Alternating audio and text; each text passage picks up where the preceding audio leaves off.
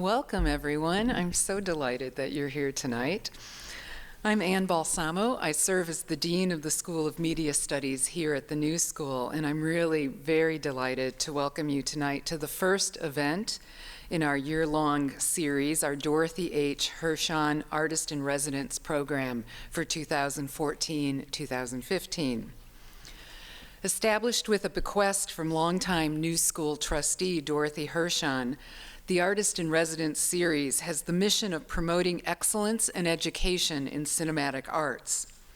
Our focus this year is on the topic of interactive cinema, a term that names an emergent form of cinematic experience that requires audience active participation. These experiences often incorporate the use of digital image mixing, motion sensor technologies, as well as hybrid narrative gameplay techniques, all in the service of bringing physically the audience into the artwork. This year marks our 13th annual series, and we're delighted this year to feature the creative art of Toni, whose work is uniquely positioned at the intersection of interactive cinema, installation art, and experimental theater. Among other things, Toni is an international award-winning artist. Her work has been exhibited or performed at the Museum of the Moving Image and the Kitchen here in New York, ZKM in Germany, the 01 Biennial in California, the Montreal International Festival of New Cinema and New Media, the Wexner Center for the Arts in Ohio, and Red Cat in Los Angeles. She has received numerous grants and awards from organizations such as the Rockefeller Foundation, the Greenwall Foundation, the New York State Council on the Arts, the National Endowment for the Arts, the New York Foundation for the Arts, and the Daniel Langlos Foundation for Art, Science, and Technology. In 1997, she received the prestigious Eugene McDermott Award in the Arts from MIT, which recognizes innovative artists with a $100,000 cash prize and a campus residency, which I had just learned about today. So tonight is the first of two events that we're holding this fall with Toni. She will offer a retrospective presentation of her work over the last few decades tonight. The second event will be a workshop for graduate students to experiment with her project that's called Spectropia that she'll talk about tonight. This is a cinema-scale live mix movie performance event that is part video game, part feature film, and part VJ mashup. So graduate students, if you're out there, please get in touch with us if you'd like to be part of this workshop. But before I bring Toni to the stage, I want to say a few thank yous to Veronica Paradis. Thank you so much for organizing the events. This is the first. If you could stand up, and I'd like to give you a round of applause. Thank you, Veronica. And to Donja Burris and Christian Paul, our faculty in the School of Media Studies who've been consulting and kind of coaching along this process. Also to Red Dog Productions, which is the in-house School of Media Studies production unit, which is documenting and taping the events tonight. So before any longer, why don't we invite Toni to the stage? So please give Toni a round of applause. Hi, thank you for coming. And thank you, Anne. So today I'm going to present the interactive cinema work I've been developing since the late 90s. So not quite a retrospective. We'd be here all night. So I'll just give you a little recap of some of the stuff I'm not going to cover. I started out as a painter. I was drawn towards narrative at a time when that was very unpopular in painting, and so painting felt a little bit for me at that time like a shirt that was a few sizes too small, and I kept bumping into the walls. I started doing work that combined three-dimensional screens or scrims, slide projectors, and Laserdisc players, all computer-driven in immersive environments that blurred the boundaries between audience and performer, as if the movie had come off the wall and into the room with you. Sometimes you could walk around in it. I'm one of those people who likes to sit in the third row at movies. This was before computing power was powerful enough to do image processing or video editing. And I used computers at that point to program slide projectors and Laserdisc players. The first computer I used had a 1 megabyte hard drive in the form of a floppy disk. Times have changed. But my interest in the collapsing boundaries between audience and performer, between broadcast and reception, has deepened. In 1993, I went to the Banff Center, and I was part of a seminar called Virtual Art and I think it was Virtual Environments, working on virtual reality, which was then a new technology. And I think I worked with Michael Mackenzie, who is a British playwright and director, and we did, I think, probably what was the first narrative virtual reality piece. And while I was there were a number of other artists there who were also working with interactive sound pieces. Ben Rubin was working with a box that you stood on and moved on and changed sound. And I started getting really fascinated with the haptic feedback loop that happened between body and media. So I got hooked. I got hooked on that feedback loop between the body and the screen and the potential for it. So when I came back, I started thinking about what kinds of things I would like to do myself. And I wanted to do something cinematic and narrative. And so I looked at a wide variety of sensors and infrared sensors, ultrasound sensors. I didn't want you to wear a helmet or a hat or a glove or a sandwich board or something with flashing lights, or I wanted something that was transparent and that it was embodied in some sense, so that you would have a direct relationship with your body and the screen and the media on the screen. So the first I started working with something called the very nervous system, which is David Rokeby's video motion sensing system.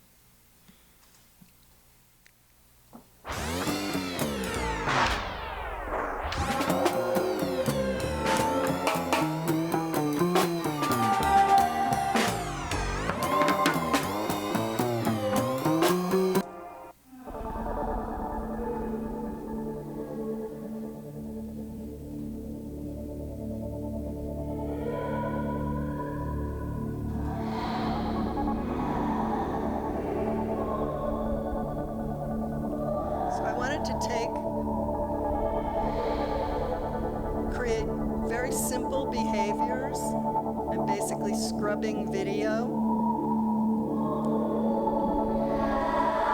and put them together into complex systems.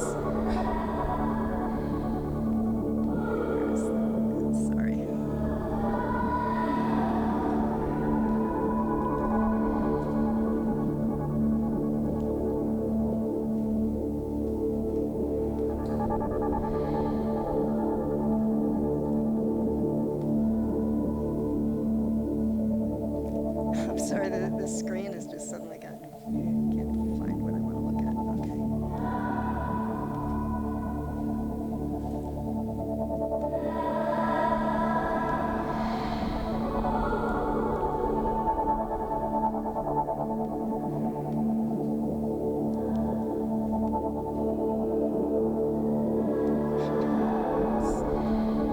There, okay.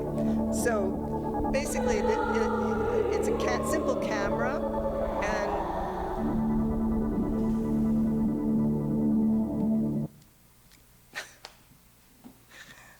I'm screwing up tonight. Okay. It's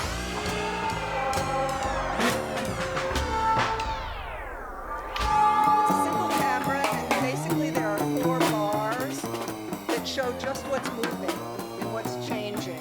So basically what I can do is scrub, I can take several layers of video and I can scrub one forward and backwards, then another forward and backwards. When I cross over the line of the bar, I can scrub something, moving it forwards or backwards, speed it up, slow it down. So in this case,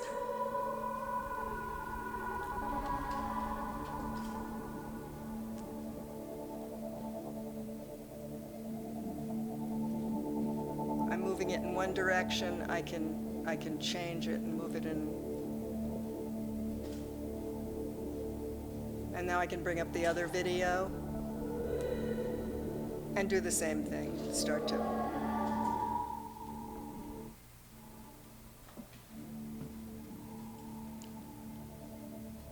So this became the beginning of an interface and a set of possibilities.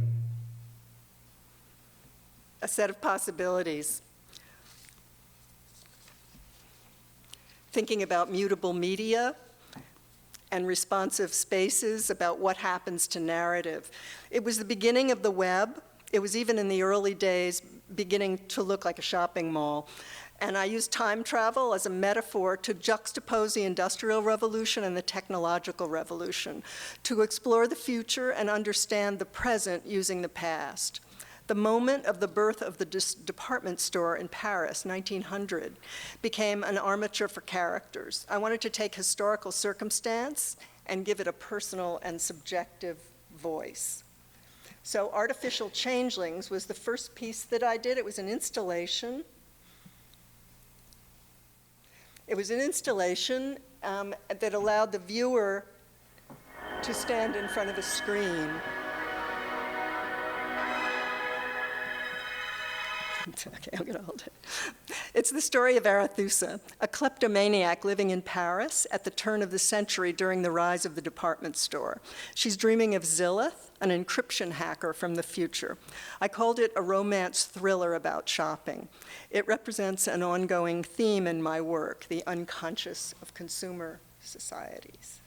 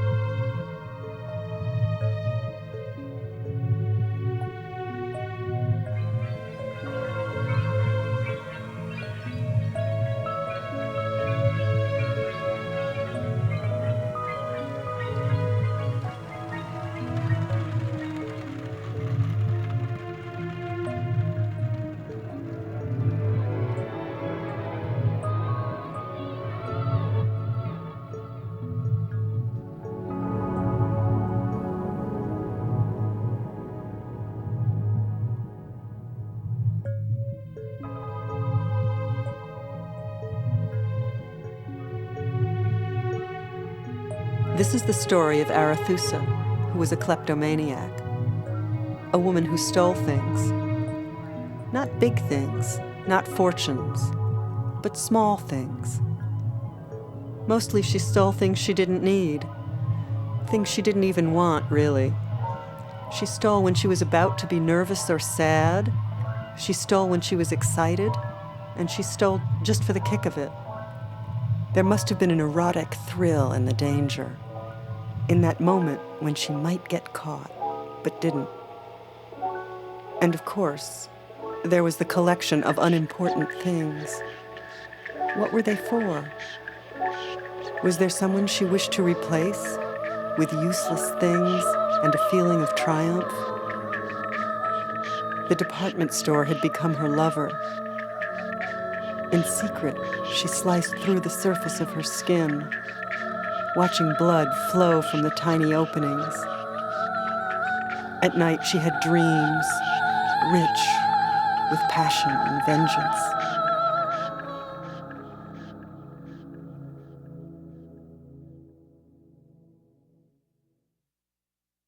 Artificial Changelings is an interactive narrative installation that uses video motion sensing to track the location and movement of a viewer standing in front of an image projected on a screen.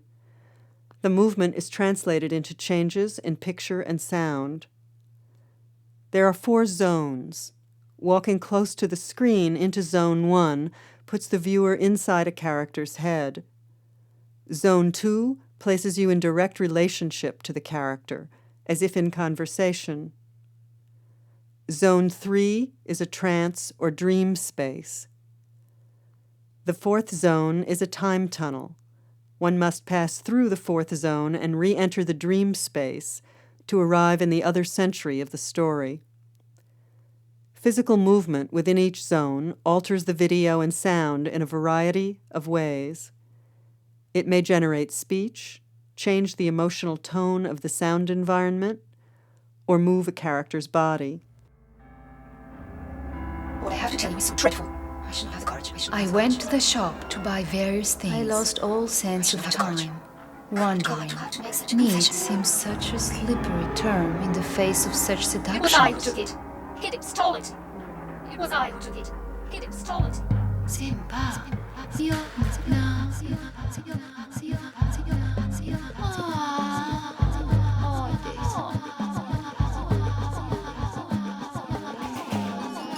All the time, inside, there was someone else trying to get out. Someone who wanted to speak. A child beating on the walls.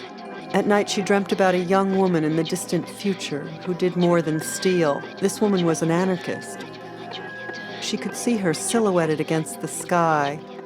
It was a foreign sky of strange colors, and all around the woman, whose name was Zilith, was a structure, a house that lived and breathed.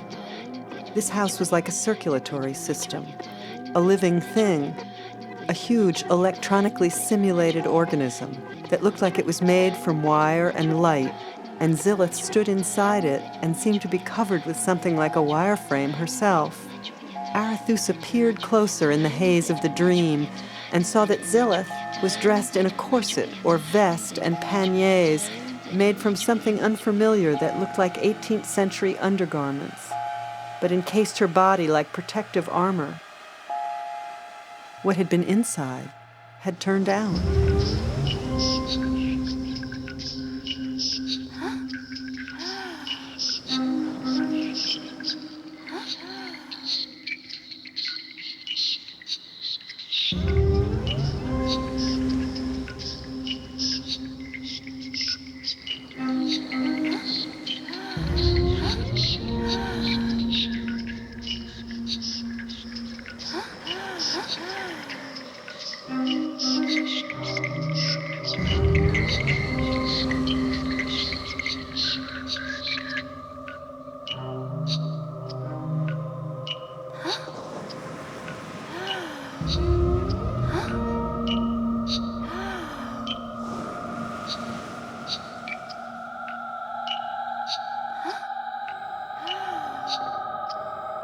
Zilith crept quietly into the underground chamber, peering into the darkness to be certain that she was alone and undetected. She reached in back of the apparatus that wrapped around her body like mutated panniers and tugged on the recycled fishnet bustle. This thing is so clunky. If it wasn't a debris hybrid, I could do the whole thing in my pinky ring. Trickle down, little molecular microchips. We'll get up ahead of steam and see what shape the highways are in. What body part neural shall I map to my fingertips? Nothing too distracting. I'm an eavesdropper today. She is hacking routers, taking over data paths, and passing through gates by decrypting secret keys to map the invisible loci of power. A researcher of distribution in the information market, a virtual urban planner from the informal sector.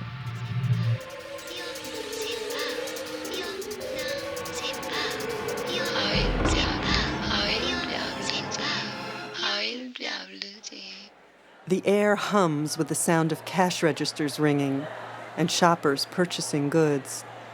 Her heart beating and adrenaline pumping through her system, Arethusa reaches for the sugared fruits. She clutches the trophy, and stuffs it into her bag. The sugar leaves a sticky film on her fingers and stains the interior silk a dark blackish red, like the color of dried blood. More trinkets follow. Her head feels as if it would explode, and a sensation like an electric wave rolls through her body.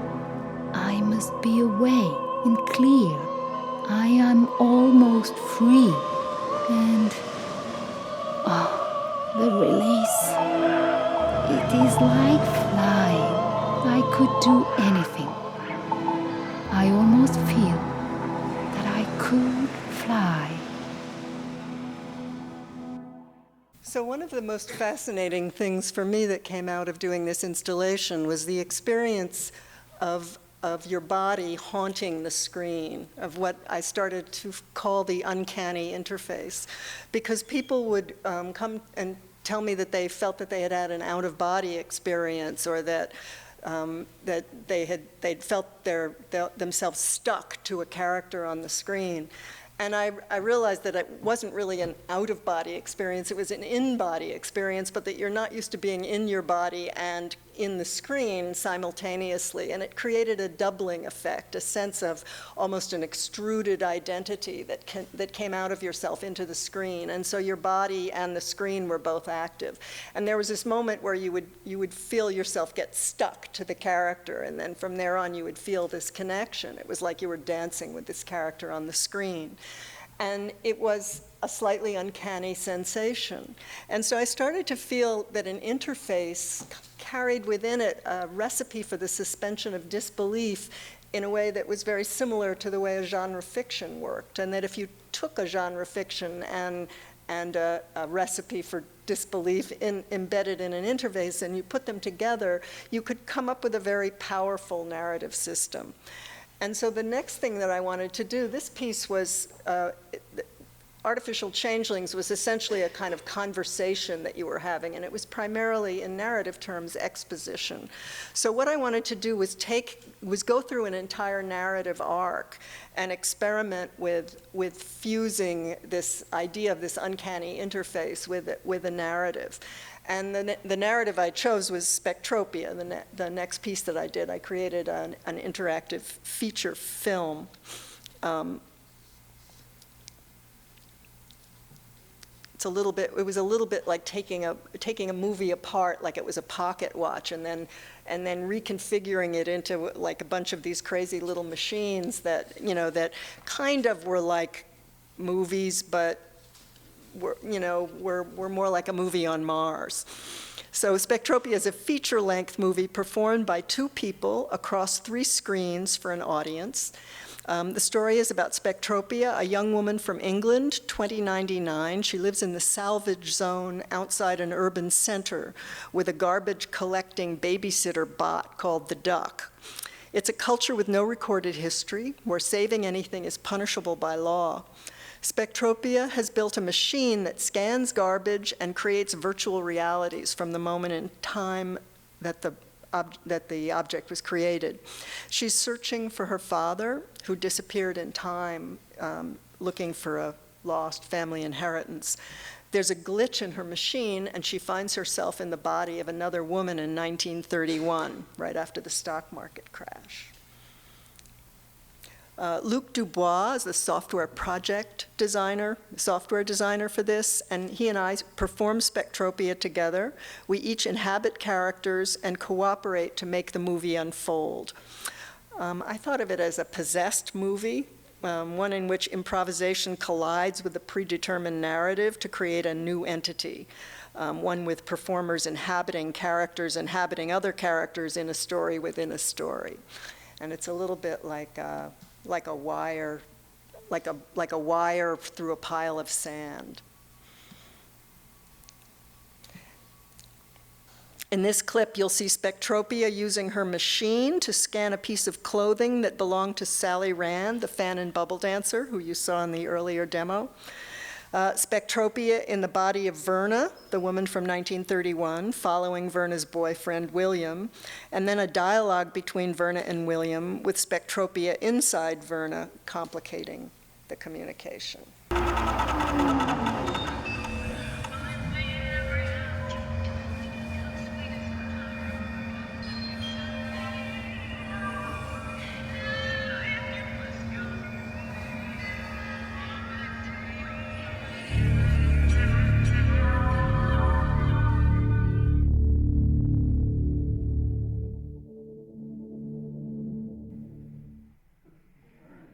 Toni and Luke Dubois use motion sensing. Their body movements will move characters or navigate through space and alter sound. They're the Deus Ex Machina. We're the puppet show.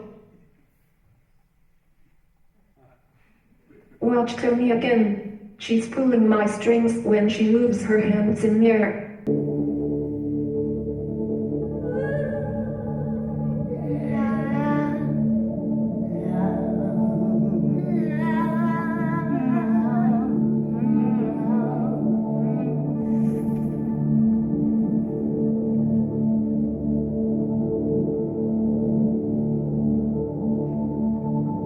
She thinks she's in control, but I have the last word. You will see.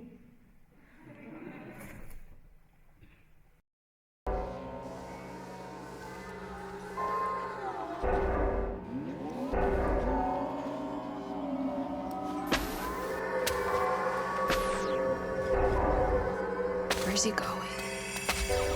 If I follow him, I might find out something about him. He's very I sick. can't believe I didn't get those contracts off. She's certainly very I've strange. got to be careful. I don't want anyone keeping an eye on me while I'm trying to pull off this deal. I need to be a free What's the agent. point of these shoes? They aren't so easy to walk in. And the net on this hat makes me want to sneeze. It's so unfamiliar here.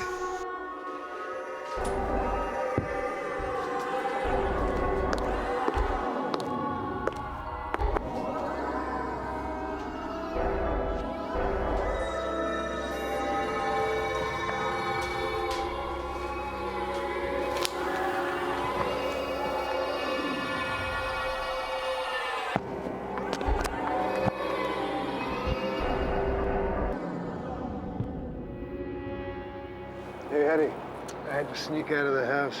Oh? Yeah, she fell asleep. I've had a rather interesting day myself, William. Hey, what do you got? Did X leave a trail? You certainly did. The man could not keep his pants on. If his wife knew the half of it, she'd be angry at him about more than missing assets. Keeping secrets? There are a lot of layers to this thing. Don't touch me. Don't touch me. I'm delicate. You'll screw it up. What do you do? I make coffee. You know coffee. You want a cup of coffee? Ah, coffee, yeah, sure. You look rumpled this morning. Oh. Feeling any better? I'm fine, just a little tired from yesterday, I guess. Hey, Vernon. Guess what? I've got a new case for us. Remember X? Well, he was a crook, right? When he skimmed all that money off the XYZ, I think he stashed some of it.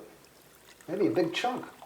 We can find it, we can pay back your dad and his clients. This body is strange. Like I'm wearing a costume. I'm inside it, and I'm peering out. But there are these alien sensations that are so disturbing. It's very delicate. I can't tell her everything, but I need for her to believe me. The best way There's will so be to much tell a that's part of the unfamiliar. story, but not the whole As if they deal. speak a slightly different language. Close. But different enough so a mistake could be fatal. When he stole all that money, where do you think he hid it? No, I doubt he had a bank account under his own name. Yeah, too easy to trace. So many secrets. Yeah, I hope his secrets didn't die with him. I doubt official records will help. Maybe the investors of the original fund. The investors, so there's a record? I mean, that could give us some leads. Well, there's still an XYZ company, but there's not much to it. We could go there. They just gonna give us the investors list?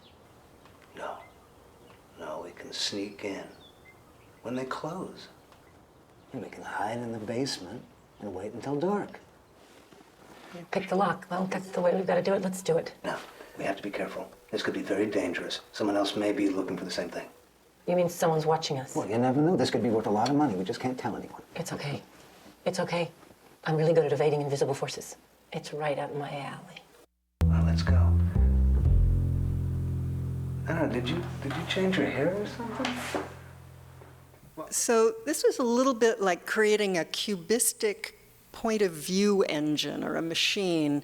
I'd been reading some things by Pierre Janet about multiple personality disorder being alternating episodes of agitation and amnesia. And I thought about that in narrative terms as being about conflict and ellipsis, and about like multiple people inside an entity and who knew what, when, and did everybody know about everybody else, and how would that structure work? And it was part of what I was thinking about in terms of trying to create a narrative engine. The two of us, Luke and I, when we're performing the piece, we're navigating between up to 6 different streams of video, and we're scrubbing them and speeding them up and slowing them down, and basically passing control back and forth. It's a little bit like a dance. And when you saw the dialogue at the end of that clip, there are times when you're hearing what the people aren't saying to each other. That would be one layer when you're inside the characters' heads. Then there are layers where both Luke and I are each controlling the character within a single frame. I would be controlling Spectropia inside Verna, and he would be controlling William. And we can speed it up and slow it down, and also speed up and slow down the voices so that it changes the kind of emotional tension of the dialogue. And then there would be a wide angle where you would either be far away from the conversation and you would be hearing local sounds. We were out the window in that one, so you'd hear bird sounds, and maybe the conversation would be jumbled, and then as you got closer and closer into it, you would hear more and more. So it was like an eavesdropping, wide shot. So I started to think about, there were action situations when she's following him down the stairs. That's also, you'd be in either her head or his head, or you'd be following one of them, or you'd see both of them together, or you'd be leading, you'd be in front backing up, or you'd be behind them following. So there are all these different ways in which you could inhabit that scene. There were times when things split and we'd follow one character or another. There were the talking heads that you saw in the first part of the clip, where you could see Sally talking, and she was constructed out of text-to-speech software that's part of what's embedded in the Mac operating system, so that we could type in anything we wanted her to say, or we could prescript things for her to say.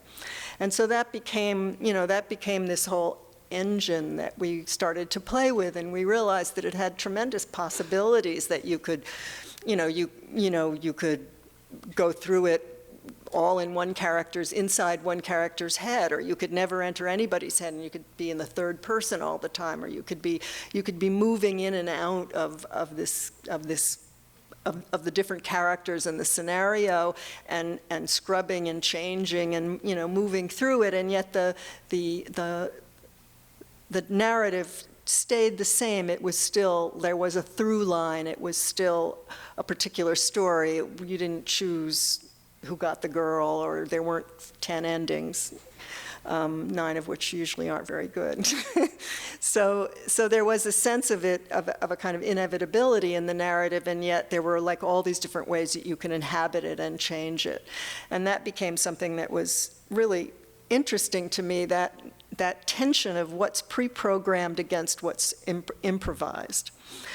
And the next piece, Lucid Possession, it started to explore a number of different technologies. I wanted to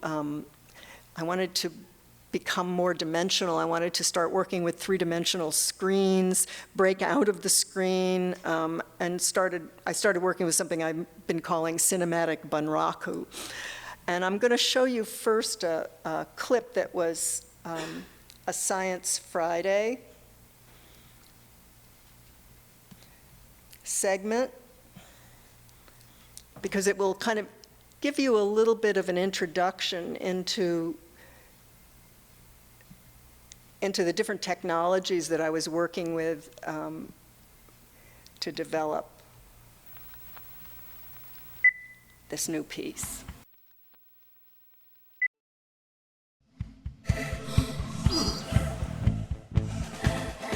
Feeling disoriented? That's actually the point.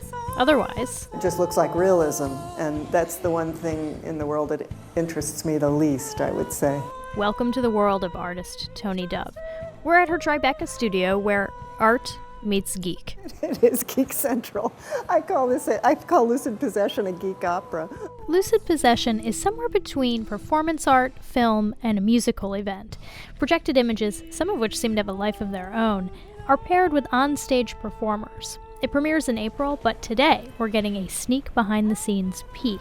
The main characters all have these very iconic glowing costumes. That's an LED-infused skirt. So they're almost like graphic novel characters that way. They never change their clothes. There are 3D mechanical projection screens. It's just very carefully designed so that an image fragments on it in a particular way that makes it appear very dimensional. There are robots and cyborgs, both digital and material. You know the difference. Or do you? This video puppet uses vocal analysis based on a particular performer's voice. Voice recognition software translates speech into the video puppet's mouth movements. That allows the project to lip sync live. Dove and her collaborators also built a custom motion tracking interface. Yeah, it's all based on Max, MSP objects, and jitter. As stated, Geek Central. It's a programming language that lets you build your own software. Basically, infrared cameras pick up Dove's movements. This is the image the camera's seeing, and then these 4 black bars are histograms that show just what's moving. That motion controls the movement of the videos on these screens, so these digital characters can be animated on the fly during the performance. If I freeze like this, everything stops. Now I'm moving her arms on the floor, and if I do both at once, then both her arms and legs are moving. It was like dancing a movie.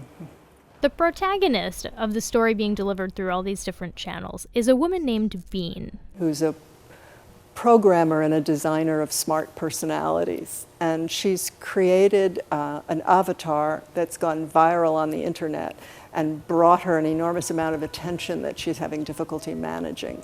And she's so deeply engaged in her programming that it gives her almost paranormal skills. She has a head like a live Twitter feed without the technology. Does this seem out there? Dove sees the subject matter and the way the story is delivered as mirroring modern life.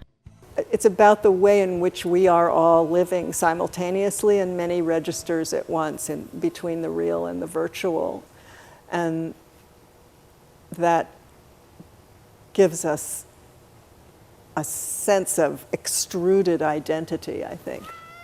This is Hoffman. As I'm sure you noticed, Dove makes the kind of art that's not easy to categorize, and that runs in the family. I come from a family of artists, and my grandfather was Arthur Dove, who was one of the first American abstract painter. Probably in the family DNA was the idea that, that it was okay to get off the path with a machete. Basically, I've been working for 20 years developing different forms of interactive narrative storytelling. It's like I'll look at a movie and then the impulse will be to take it apart like it was a pocket watch and have all the pieces on the table and then think about different ways it can be configured. It's something you put together. You can take it apart. It's fun. My work is a party I get to go to every day. We'll update you on where and when you can see Lucid Possession closer to the premiere. For Science Friday, I'm Flora Lichtman. So Lucid Possession came out of a concept I had that I was calling to myself cinematic bunraku, because I wanted to that in the process of breaking out of the screen, I wanted to separate voice, movement, music, live and filmed performance, fragmented elements on stage that only became a whole in the moment the piece was performed, so that the sense was that there were all the, like there were all these elements, all these building blocks, but they weren't anything in themselves. They only happened in this moment when there was this fusion and this magic on stage. My head got stuffed with people.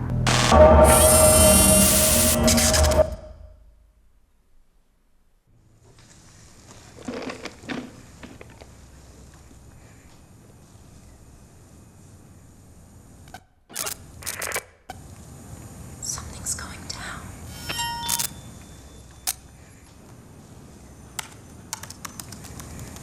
You know what it's been like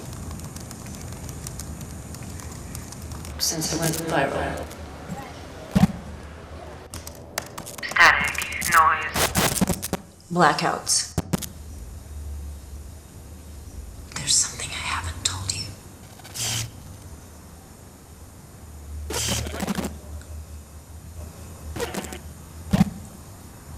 The blank spaces have started to fill up with something. Actually, somebody else.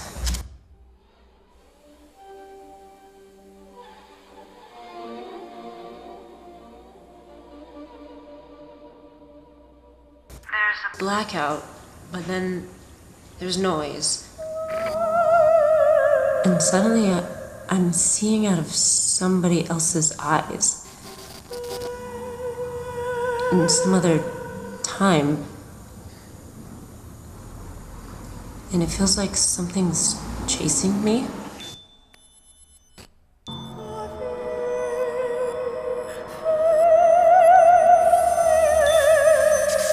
Why am I here? To be haunted? I wake suddenly from a dream. Am I going mad?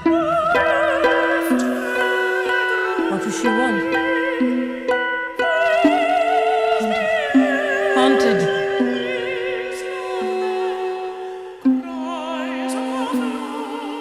Haunted.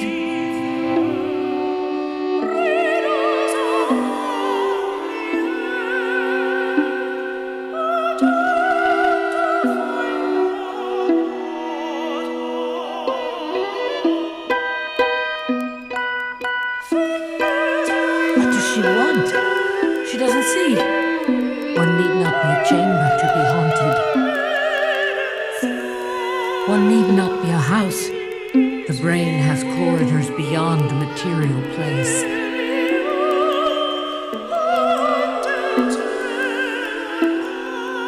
Haunted. Haunted. I'm losing ground, waiting.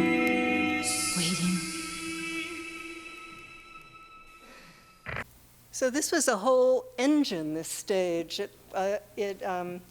Could you leave it without the splash screen? Just, yeah, great. There was, wait, let me just get it. Yeah. So there was the cinema screen, there was the large ghost screen that was a robotic screen. The robotics, sometimes I controlled myself using the motion sensing. Sometimes it was controlled by an iPad by one of the tech people. The singer, when the character on that robotic screen was her avatar, the singer would be doing the voice, and it would be lip syncing. The head would be lip syncing to her head, and I would be controlling the arms and legs.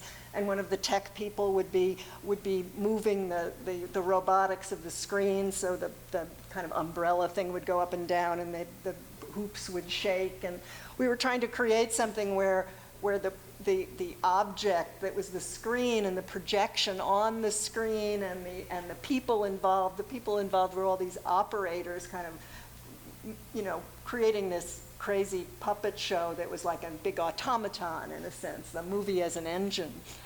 And it was really, the lighting was all part of it. There were LED cans that were hooked up to the computer. There were incandescent lights that were run by DMX. Everything was run from my main control laptop. And the musician Todd Reynolds was live scoring the piece. There were certain elements of it that were pre-recorded, but many things were live. So it was just this whole synergy of dialogue occurring across screens and performers, moving through different registers from the virtual to the real. It was really, I was thinking about the augmented reality nature of the landscape, the social landscape that we live in now. And I wanted to create something that attempted to explore that. You know, underneath it, the story is a question about how image operates when it's separated from its host, how it plays out in the multiple registers of these new landscapes that we're inhabiting. And all of this in the context of the filters that we use or don't use to manage the exponential increase of information input. It's a kind of meditation. The piece was a meditation on noise management. And I'm going to play you just part of this clip. It's a song.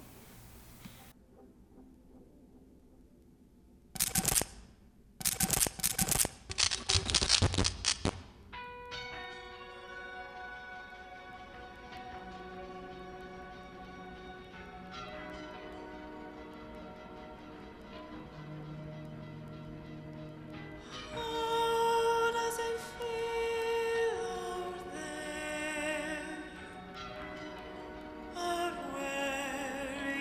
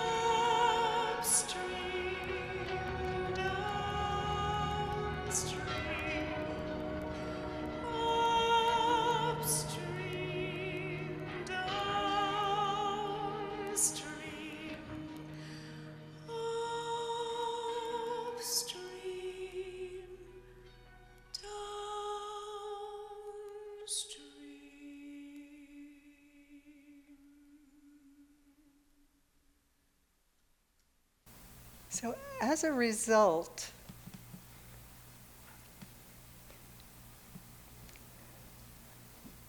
of working with over a number of years with costumes and screens that had become more and more elaborate and were often robotic or glowing, started to be kind of mini engines in themselves. I don't want this to... I started thinking about the next project, which is the current project that's under development that I'm just starting, as something where I could take some of the elements that I had been working with in the large-scale robotic screens and in the clothes and start to fuse them together into something that would allow me to focus in particular on some of the things that I'd been discovering about robotic motion, about the clothing and the movement of clothing and the movement of the human body. These are some of the initial sketches for the ghost screen from Lucid Possession. So it starts with these drawings that are a kind of fusion of fashion and we were thinking about lasers and baby carriages and robotic heads and bustles, and there was all this kind of reference to the history of women's underwear and robotics. Then we built a prototype that was just kind of boning and wads of mesh and experiments with projection. And then we started to build the screen itself.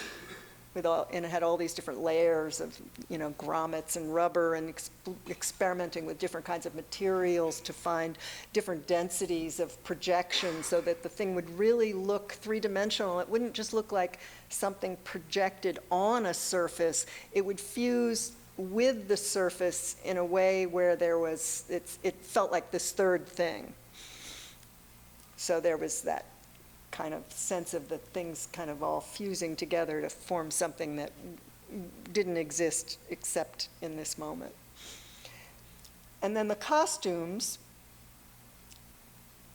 they all glowed. I was thinking very much in terms of a kind of graphic novel where, people never change their clothes and they have this kind of iconic look and there's a slight unreality to it. So the fact that all these things glowed, like things in the environment glowed, glasses full of water glowed, clothes glowed. It was one of the things that took a kind of a contemporary moment and made it feel slightly fantastic, or like it might have been a little bit in the future, or it was a now that was a parallel now. So we built all these crazy costumes. Anders' costume had a video camera and monitor on it, so if he held it up to his mouth, he could have his own mouth moving in real time, or he could hold it up in front of somebody else or in front of his eye. And this was Bora Yoon's costume. Those are some of the glasses. This is the little Petbot character. This is the skirt that was used in the Haiteng War during the performance. So all these things started to come together into this new project, which is a robotic dress embedded with sensors, which echoes the motion of a viewer standing in front of it. The dress behaves as if you're wearing it. So subtle robotics shape the surface based on video motion sensing data. It echoes, it reacts, it changes. The dress has a 100-year memory.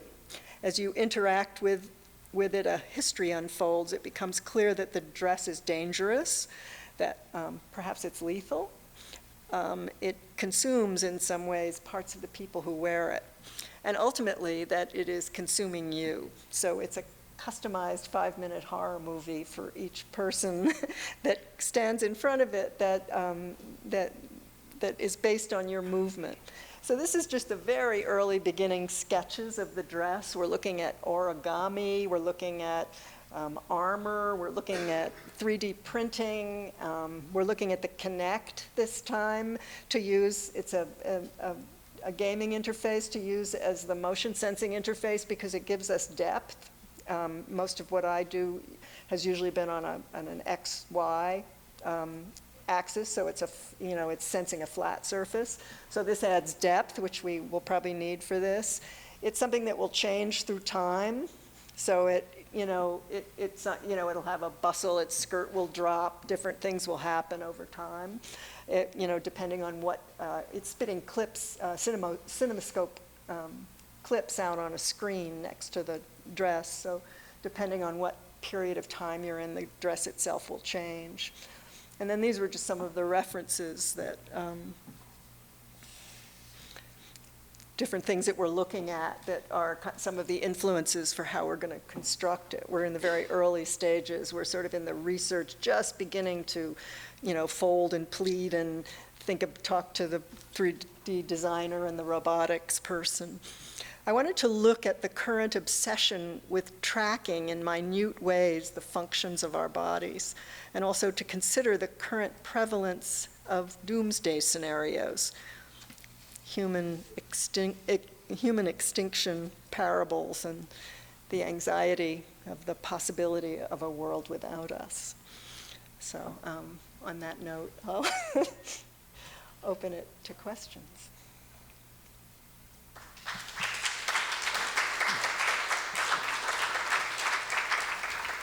Thanks again for a great talk.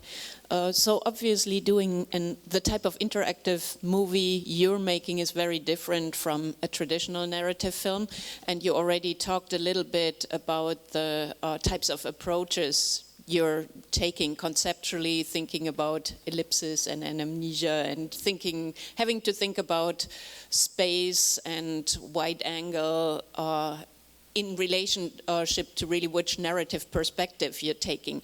So I'd like to hear a little bit more about that, how you work with narrative conceits. So some of your films, or a recurring motive, is time travel, and that way you bridge times or allow people to get into another personality. Very often they are occupying another body, So there are always kind of narrative strategies to map it out. And I'm also wondering, so first of all, I'm wondering how you think through these, and also how you think through space, because switching between spaces is always a tricky thing in this type of interaction. Right. So that's like, yeah. That's 11 questions. Yeah. Okay. Let me see where to start.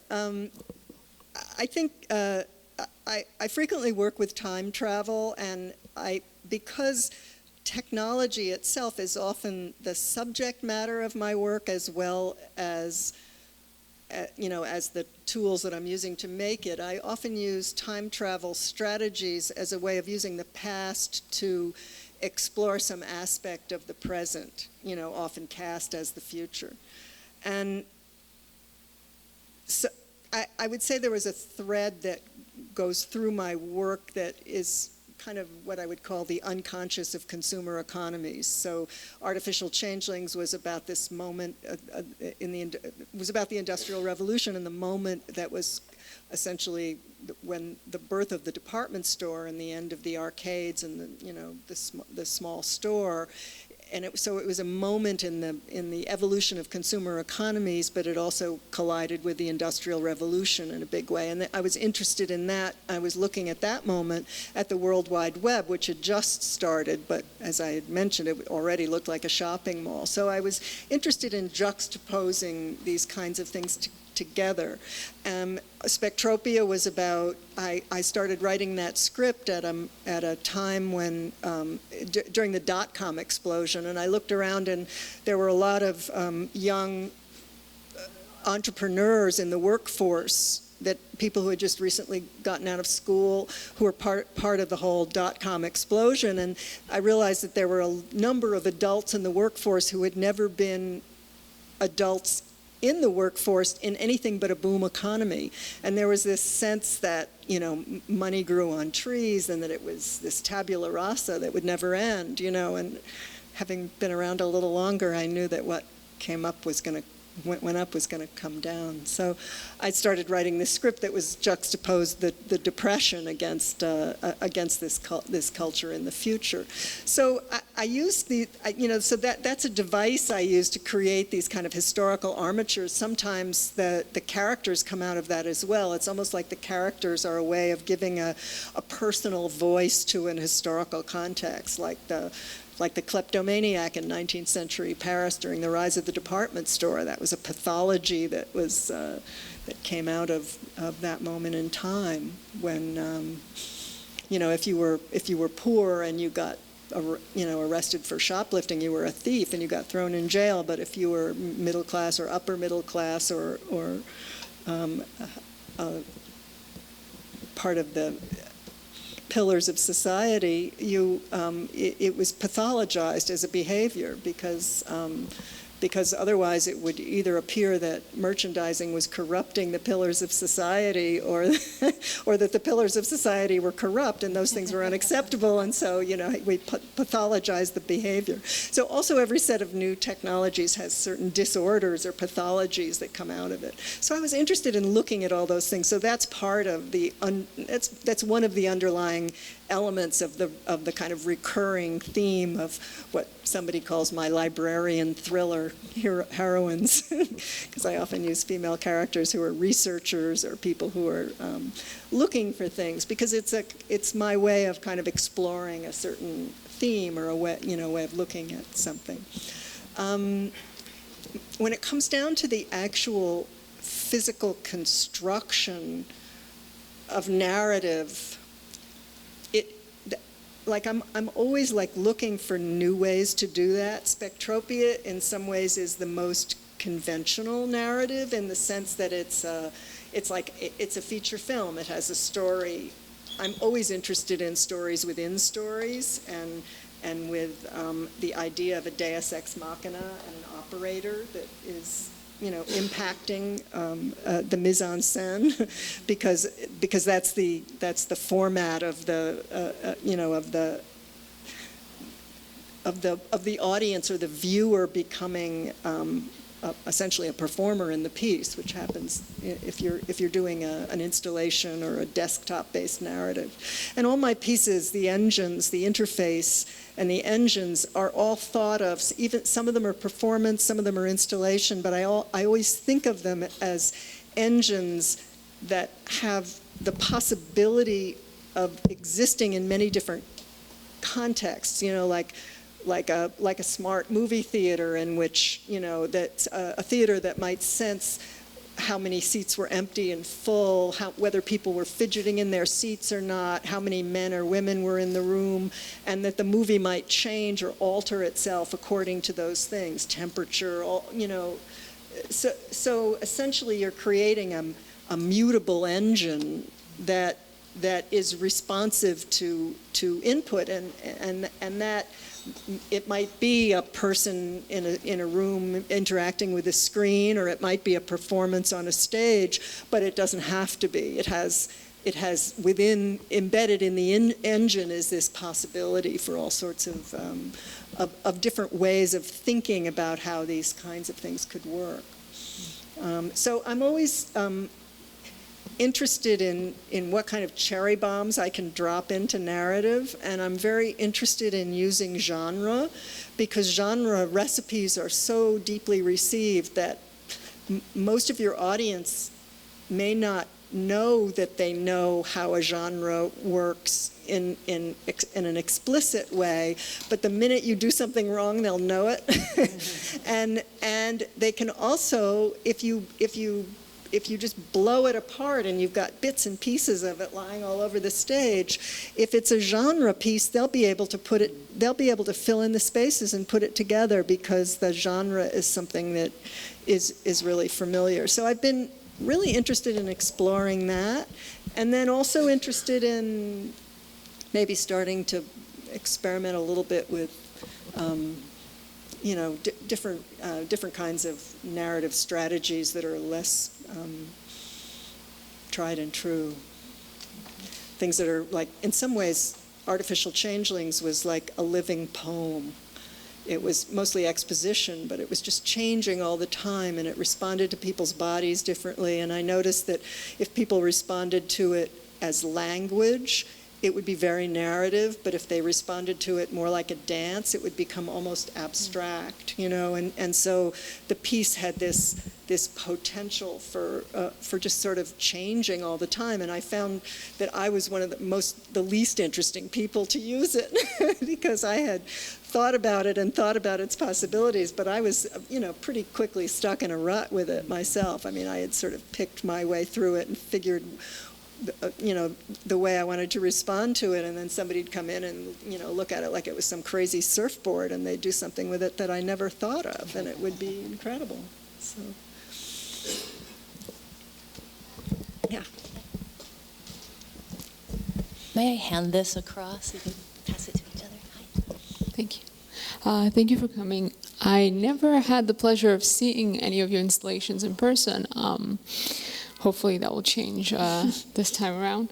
I had a question about, I saw that some of your installations or your film screenings are for a wide audience, and some of them, like the dress, seem to be like, you know, a single person experience, like an Edison booth where you like come in and it's you. Well, not so much like a booth. It would be more like a little chamber music experience, like Artificial Changelings was. One person at a time would be interacting, but there would be like a small audience. It would be like a small group of people.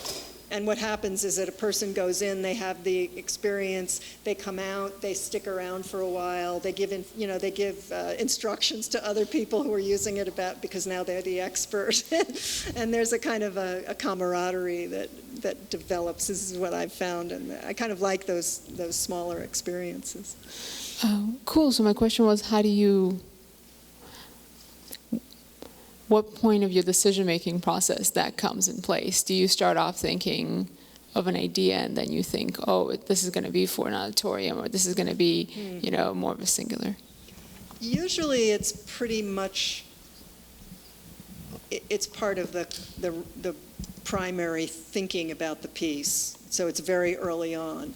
There's usually a kind of conversation happening in my head between, you know, the behaviors, the technology, and the narrative, you know, so that they sort of develop, you know, as a back and forth.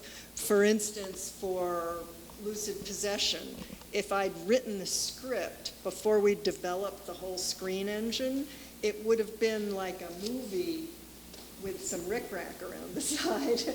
So I had to find how it was all going to work, you know, what the back and forth possibilities were going to be between the screens and the performers. So I did a demo test shoot with it, and we got everything up and running, so that the two things really have to kind of evolve together.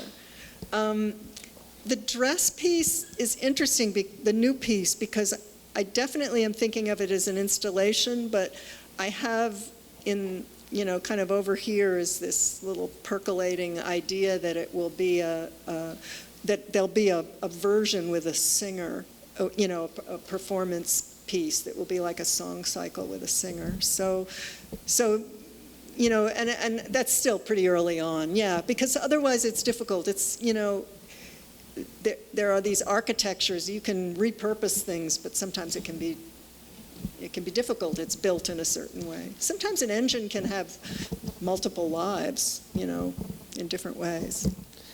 Sorry, one last part of the question is, nowadays that we watch a lot of, you know, conventional narrative films online streaming, have you considered maybe in the future doing something that would be interactive with a in-home kind of?